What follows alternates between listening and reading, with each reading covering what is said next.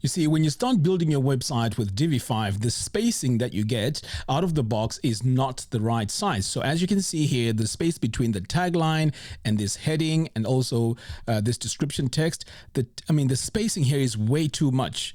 If I go further down here, we also see that the spacing between these blurbs, again, is not the right size. The spacing here is not the right size. Now, all I've done here was to just add these elements on the page without actually adding any spacing. So this proves that you need to go in and add your own spacing so that your websites become production ready. So finally, over here on the bottom as well, we can see that the spacing here is not right. Ideally, you need to have a spacing that makes your website look even more professional. Now look at this. The spacing here is well thought of. And if I scroll further down here, you see that the spacing between our blurbs, again, here it's well thought of. On the bottom here as well, our titles, everything just looks right. Now, what's even more important here is if I go to a tablet view, you'll see that everything looks responsive, everything looks right. Once you set this spacing, you don't need to go in and change anything because the spacing itself is also responsive, which means that it adjusts based on the screen size. So what I'll be using throughout this tutorial is a spacing scale from our design system called KrafterPRO. So what I recommend you do is to go in and add all your sizes manually before you start designing your website, because if you use the normal spacing out of the box and make your website production ready, it's not going to work.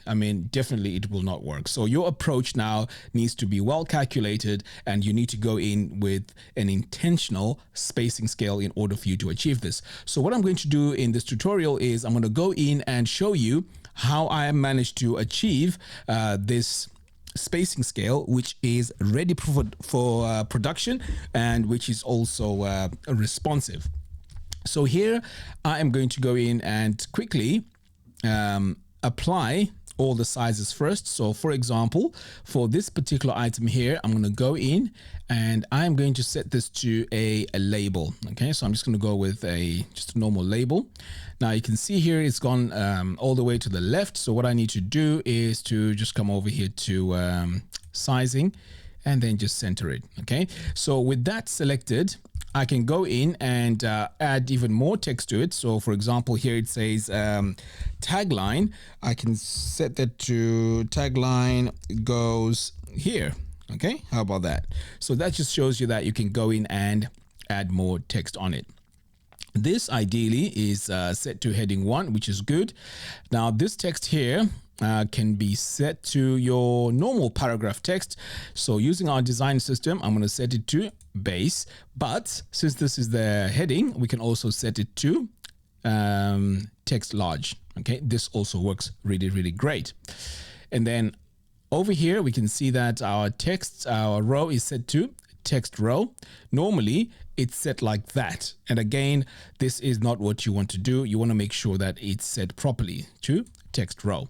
All right, so what I normally do to adjust my spacing now is to select the row, and then you go to elements, and then you want to go into the column, because the column is what has the text, the heading, and the text, which is these 3 items here.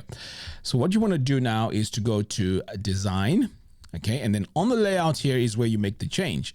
So usually when there's 3 items or 4 items, I go in and I say gap 0. So that removes the gap on all items, and then I go in and manually apply it. So to apply, I will start with this heading. Okay, and then I go to my spacing here.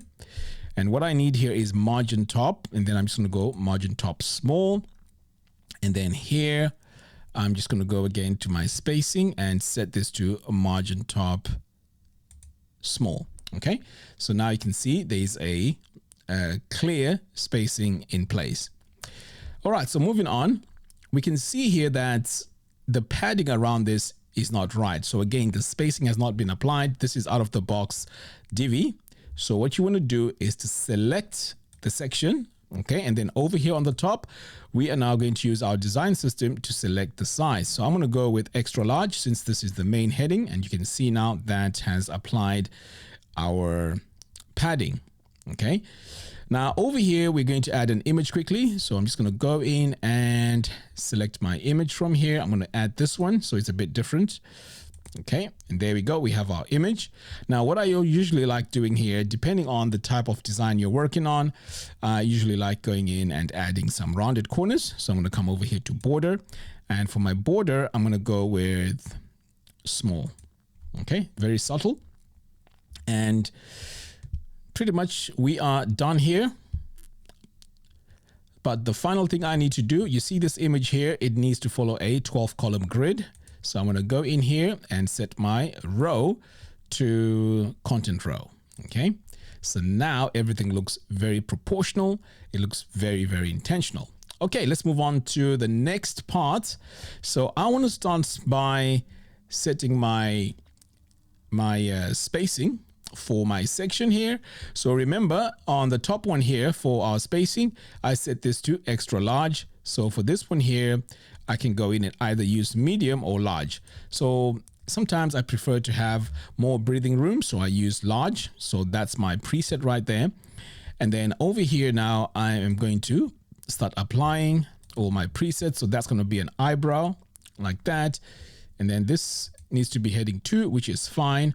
Now, in this case, we have 2 items in here. So what I usually do is select row settings, go into my content, and then into the column here.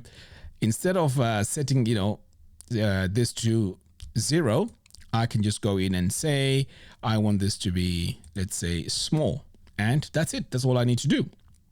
All right. So moving on, we now have this row. Now, the way I created this was I went in and I selected 3 equal columns, and then I added all the blurbs in there. So you can see here that the gaps in between is pretty much the same.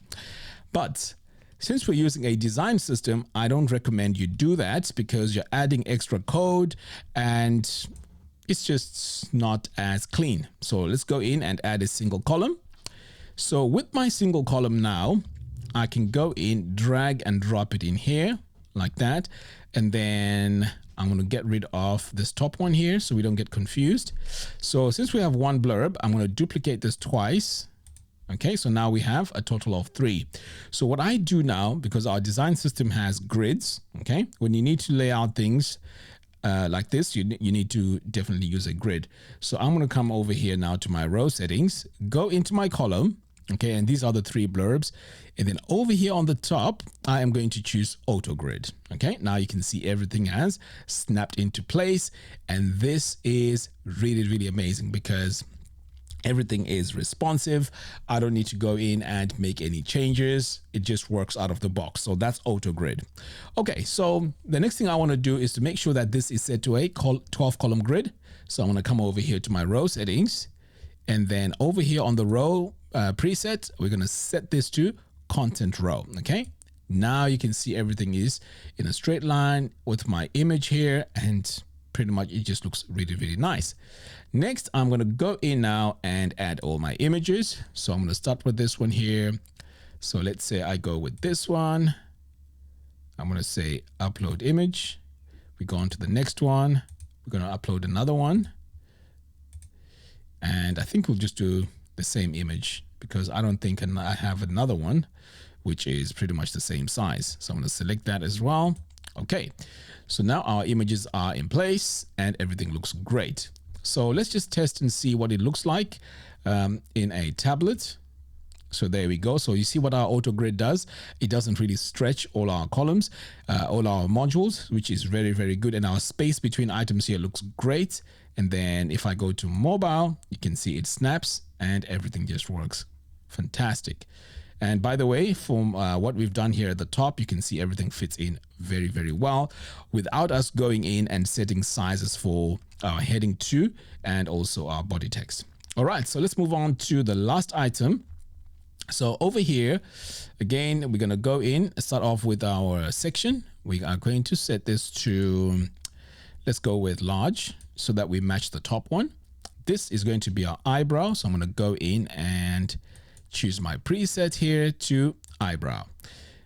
Here we're going to set this to heading 2. It's very important that we maintain this. And I'm going to come over here to heading 2. And then now is the paragraph text. I'm going to go in And for the paragraph text, I'm going to set this to body text base. Okay.